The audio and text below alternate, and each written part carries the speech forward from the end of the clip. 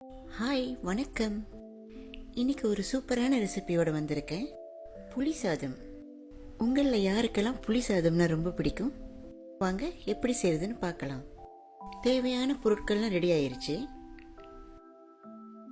இங்கே நான் சிறிதளவு கச்சாங்க எடுத்திருக்கேன்.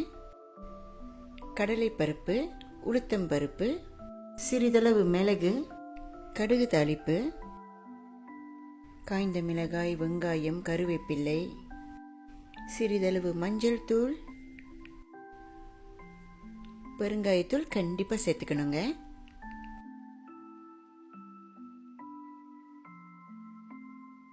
தேவையான அளவு புளி மற்றும் சாதம்.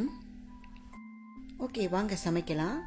இப்போ நம்ம கச்சாங்க நல்லா கொஞ்சம் பொரிச்சு எடுத்துக்குவோம். ஓகே, நம்மளோட கச்சாங்க நல்லா பொரிஞ்சு வந்துருச்சு. இப்போ எண்ணெயில் கடுகு சேர்த்துக்கலாம்.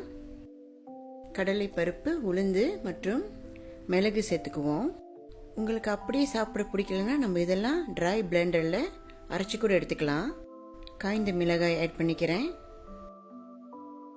நறுக்கிய வெங்காயம் நல்லா எண்ணெயில் வதக்கி எடுத்துக்கிங்க. கருவேப்பிள்ளை சேர்த்துக்கலாம். இந்த புளி சாதம் ரொம்ப ஈஸிங்க, 10 நிமிஷத்தில் செஞ்சிடலாம். பெருங்காயத்தூள் போட்டுக்குவோம்.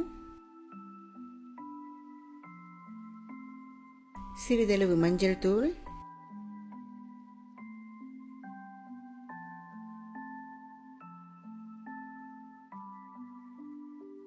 இப்போ நம்ம புளியை நல்லா கரைச்சி எடுத்து சேர்த்துக்க போகிறோம். உங்களுக்கு நல்லா புளிப்பாக வேணும்னா நீங்கள் புளி கொஞ்சம் கூடுதலாக சேர்த்துக்கிங்க. ஓகே வியூவர்ஸ், நம்ம புளியை இப்போ ஆட் பண்ணிக்கிறோம். நல்லா கலந்து எடுத்துக்கிங்க. இந்த மாதிரி சிறிதளவு உப்பும் சேர்த்துக்குவோம். இப்போ நம்ம சாதம் ஆட் பண்ணிக்கலாம்.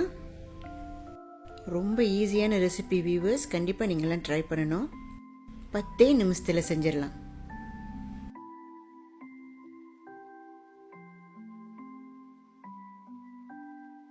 பாருங்க வியூவர்ஸ், நம்மளோட புளி சாதம் ரெடி ஆகிக்கிட்டே இருக்கு.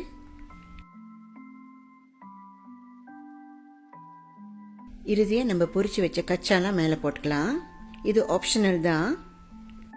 வாவ், சூப்பரான புளி சாதம் ரெடிங்க. அழகா பாத்திரத்தில் எடுத்துக்குவோம். உங்களுக்கு என்னோட ரெசிபி பிடிச்சிருந்தா கண்டிப்பாக லைக் பண்ணுங்க, ஷேர் பண்ணுங்க. என்னோட சேனலில் நிறைய ரெசிபி கொடுத்துக்கிட்டே இருக்கேன். என்னை ஃபாலோ பண்ண மறந்துடாதீங்க. மீண்டும் நெக்ஸ்ட் ரெசிபியில் பார்க்குறேன். பாய்.